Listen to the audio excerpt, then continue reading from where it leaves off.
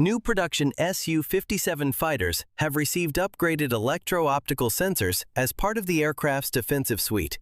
These components belong to the 101KS Atoll system, designed to detect incoming missiles and laser illumination.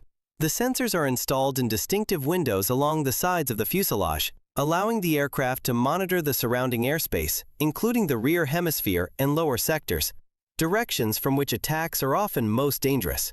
Their key feature is multi-spectral operation. They detect ultraviolet emissions, infrared heat from a missile's engine, and laser targeting signals at the same time, enabling the aircraft to identify a threat by several signatures simultaneously. This allows much earlier warning of a launch.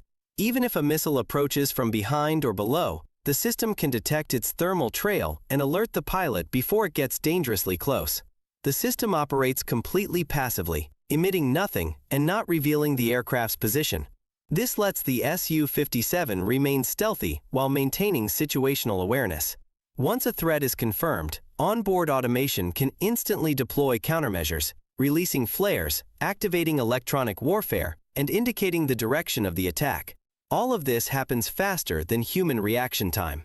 In effect, these sensors provide near all-around threat awareness, significantly improving survivability against modern missiles and air defense systems.